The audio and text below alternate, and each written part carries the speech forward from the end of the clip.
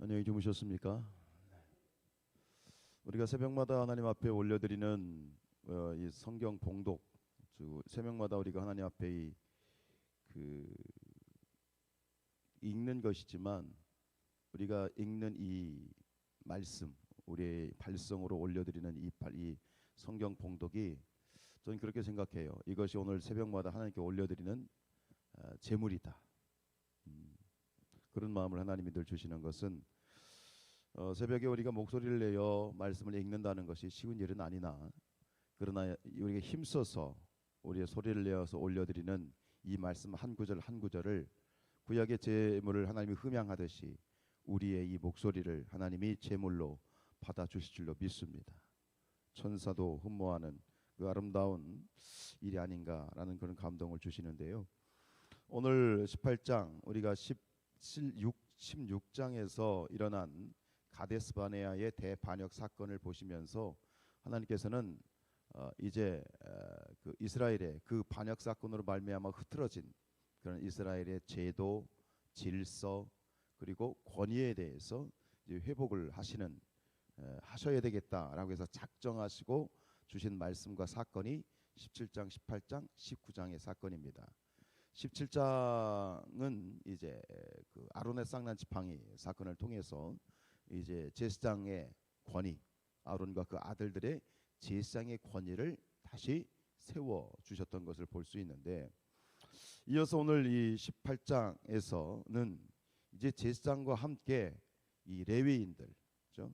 제사장 레위인들에 대한 직무를 구별하셔요. 서로 다름을 구별하시면서 동시에 동일하게 제사장과 레위인들의 이 일, 제사장직과 레위인들이 성막에서 하는 모든 이 봉사직이 똑같이 하나님 앞에 고귀하고 중요하고 거룩함이라고 하는 그런 두 가지 측면을 동시에 말씀하시는데, 이 고라 자손의 이 반역에서 보면 이 고라 자손도 레위 지파입니다.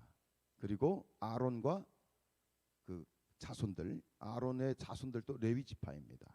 다 레위 지파예요.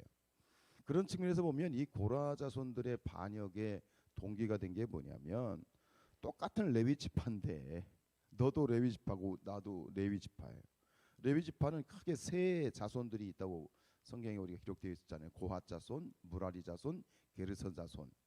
근데 왜 아론과 그의 집안만 제사장이 될 수 있느냐? 아마 그런 어떤 도전이 될 수 있었을 것 같아요. 처음에는 이제 아론이 대제사장으로 세워졌을 때는 그러려니 했을 텐데, 시간이 가면서 이제 그걸 잊어버리는 거지. 니도 레위 지파, 내도 레위 지파. 그런데 왜 굳이 아론과 그의 자손들만 대제사장의 직분, 제사장의 직분을 행할 수 있느냐라고 하는 그런 어떤 갈등에서 시작이 된 것이 아닌가 싶습니다. 그 일을 통해서 이제 하나님께서는 다시 구별되는 거죠. 같은 레위 지파이고 레위인이지만 그러나 그 중에서도 아론 가문이 제사장이라고 하는 그 부분에 대해서 구별하시는 것. 그러나 분명한 건 뭐냐면, 제사장직, 아론과 그의 자손들 제사장직이나 이런 레위인들의 성막 봉사직이나 모두 다 하나님 앞에 귀한 일이고 거룩한 일이고, 단지 기능적인 부분에 있어서 구분이 있을 뿐이다라고 그렇게 말씀을 하시는 거예요. 우리 1절 말씀 읽겠습니다. 1절 시작. 여호와께서 아론에게 이르시되, 자, 이를 보세요. 여러분들이 보시면서 이 9절과 장이 이제 시작될 때마다 꼭 하나님이 이렇게 하나님이 여호와께서 누구에게 이르시되 그랬잖아요. 근데 대부분 여호와께서 누구에게 말씀하셨죠? 모세에게 말씀하셨죠. 그리고 간혹 가다가 모세와 아론에게 말씀하셨죠. 그런데 아론에게만 말씀하신 데가 없어요. 이해하시겠어요? 근데 여기서는 유독 아론에게만 말씀하시죠. 이것도 의도가 있는 거예요. 하나님이 직접 모세를 통하지도 않고 아론에게 직접 말씀하셨다는 것은 그만큼 아론에 대해서 다시 한번 그 권위를 세워주시는 거죠.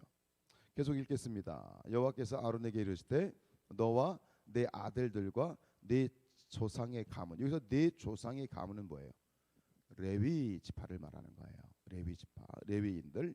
네 조상의 가문은 성소에 대한 죄를 함께 담당할 것이요 너와 네 아들들은 너희의 제사장 직분에 대한 죄를 함께 담당할 것이다 그랬어요.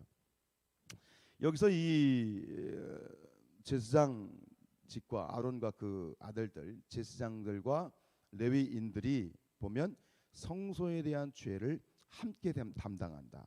즉 성소에 대한 죄가 발생할 경우에 그 책임을 똑같이 져야 된다라고 말씀하시는 거예요. 제사장이든 레위인이든 성소에 대한 죄가 발생하면 그 책임은 똑같다. 여기서는 뭐예요? 아론을 제사장들을 구별하시지만 반대로 또 동시에 뭐예요? 그 하는 일이 제사장이나 레위이나 똑같은 거야. 중요한 거야. 라고 이렇게 말씀을 하시는 거예요. 근데 여기서 성소에 대한 죄라고 하는 것은 뭐냐면 성소를 더럽히는 그런 죄를 말하는 거예요. 당시에 성소를 더럽히는 죄는 크게 두 가지가 있었어요. 일반 이스라엘 백성들이 성소를 더럽히는 죄는 뭐냐면 첫 번째는 뭐냐면 흠이 있는 제물을 드렸을 경우에 백성들이 이제 제물을 가지고 하나님 앞에 제사를 드리러 오는데 합당한 제물, 흠이 없는 제물을 드려야 되는데 흠이 있는 제물을 들고 왔다는 것은 그것은 제사를 모욕하는 거고 하나님을 모욕하는 거고 성소를 더럽히는 일이거든요. 그러니까 제사장과 레위인들은 그 제물을 가지고 올 때 엄수를 하죠. 정확하게 보죠. 이 제물이 하나님이 받으실 흠이 없는 제물인지를 그것을 추려내는 것이 바로 제사장과 레위인들의 몫이었던 거예요. 그리고 더 중요한 의미가 있는데 두 번째가 뭐죠? 두 번째가 뭐냐면 함부로 성소에 가까이 오는 자들로 인해서 더럽혀지는 거예요. 성소에 들어올 수 있는 것, 성막에 들어올 수 있는 것은 유일한 두 종류의 사람밖에 없어요. 제사장들과 누구다? 레위인들인 거예요. 근데 다른 사람들, 일반 백성들이 들어오게 되면 특별한 목적이 없이 죄를 내가 지어서 죄사함을 받기 위해서 들어온다든가 합당하지 않은 모습으로 성소에 들어오면 어떻게 돼요? 죽습니다. 그래서 오늘 4절에 이렇게 얘기하죠. 4절에 보시면 레위인은 너와 합동하여 장막의 모든 일과 회막의 직무를 다할 것이요 다른 사람은 너희에게 가까이 하지 못할지니라. 너희에게 가까이 하지 못한다는 얘기는 뭐예요? 이 성막의 봉사는 레위인들에게 맡겨진 성막 봉사는 굉장히 배타적인 직무예요. 아무나 할 수 있는 게 아니에요. 아무나 할 수 있는 게 아니라는 건 뭐예요? 다른 지파나 다른 외국 사람들은 할 수도 없고 해서도 안 돼요. 지금 레위 지파의 사람들이 이 고핫과 무라리 게르손 자손들이 하는 일이 다 다르죠. 그들이 성막을 이제 운반을 하기도 하고 그걸 철수하기도 하고 다시 세우기도 해요. 근데 누군가 다른 지파 사람들이 있다가 내가 도와줄게 하고 만약에 들어왔어. 그럼 어떻게 된다는 거예요? 죽는다는 얘기예요. 철저히 배타적이에요. 해서도 안 돼요. 할 수도 없는 거예요. 그만큼 레위인들의 이 성막 봉사라고 하는 것은 굉장히 배타적이면서 특권이기도 하고 굉장히 거룩한 일이었던 거예요. 그래서 지금 얘기하는 거예요. 누가 들어와서 죽지 않게 하라는 것이죠. 이 말씀을 묵상하면서 그런 마음이 들었어요. 이 제사장과 레위인의 직무는 누구에게 양도될 수도 없고 양도해서도 안 돼요. 여러분 우리 각자에게 맡겨주신 하나님이 주신 사명이 있습니다. 목사의 사명이 있고 또 이 교회 공동체 안에 우리 장로님들도 계시고 권사님들도 계시고 또 어떤 직무에 어떤 기관장이 될 수도 있고 예를 들어서 이 강대상에 물 한 컵을 올리는 일일 수도 있고 또 강대상에 청소를 하고 강대상을 청소하고 어떤 크고 작은 일이든 그것은 아무나 할 수 있는 일이지만 그것이 나에게 사명이 되었을 때는 그것은 뭐예요? 하나님이 나에게만 맡겨주신 일이다 라고 하는 사명의식을 가져야 돼요. 예를 들어서 찬양단을 생각해 보십시다. 누구든 찬양단을 할 수 있습니다. 그렇죠? 뭐 노래를 잘하든 못하든 저는 누구든 찬양단을 해야 된다고 생각하지만 누구든 찬양단을 할 수 있지만 그러나 내게 이 찬양을 부르는 일이 내게 사명이 줘. 하나님이 나에게 감동을 주셨고 나를 찬양단으로 부르셨다고 해보십시다. 그렇다면 이 찬양단의 이 일은 아무나 할 수 하나님이 아무에게나 맡기신 일이 안 되는 거야. 나에게 맡겨주신 거예요. 누구에게? 나에게 맡겨주신 일이다. 모든 하나님의 일들이 마찬가지. 물 한 컵을 강대상에 올리는 일도 아무나 할 수 있는 일이지만 그것이 나에게 사명이 되고 그것을 나에게 맡기셨을 때는 그것은 하나님이 다른 누구도 아닌 나에게만 맡겨주신 사명으로서 그 사명을 받아들이고 그 사명 앞에 충성할 수 있고 감사할 수 있는 것이 우리 성도들의 사명에 대한 자세가 아니겠는가. 그래서 사도 바울이 그렇게 얘기하지 않습니까? 사도행전에서 내가 달려갈 길과 주 예수께 받은 사명. 주 예수께 받은 사명이란 뭐냐?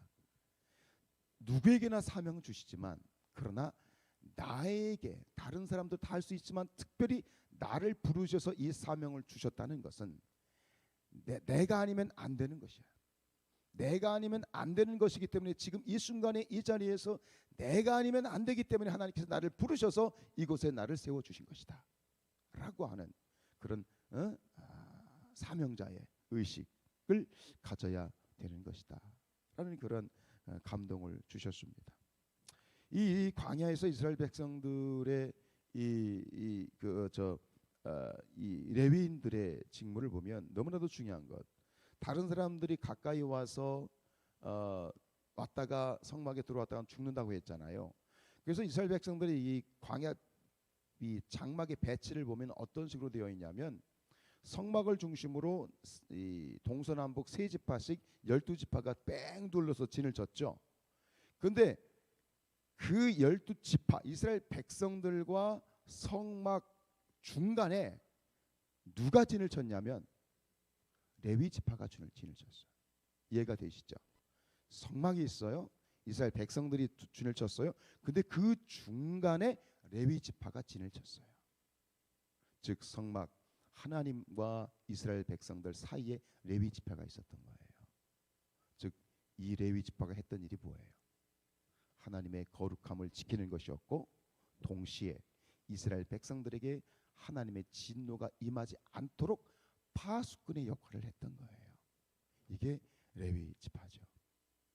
우리 5절 말씀 읽을까요? 5절 시작. 이와 같이 너희는 성소의 직무와 제단의 직무를 다하라. 그리하면 여호와의 진노가 다시는 이스라엘 자손에게 미치지 아니하리라. 그래서 앞에 17장 12절로 17장 맨 뒤에 가면 이런 얘기가 나와요. 한번 보세요. 한번 17장 12절 13절 보세요. 이스라엘 자손이 모세에게 말하 이르되 보소서 우리가 죽게 되었나이다. 망하게 되었나이다. 다 망하게 되었나이다. 13절 가까이 나아가는 자 곧 여호와의 성막에 가까이 나아가는 자마다 다 죽사오니 우리가 다 망하여야 하리까.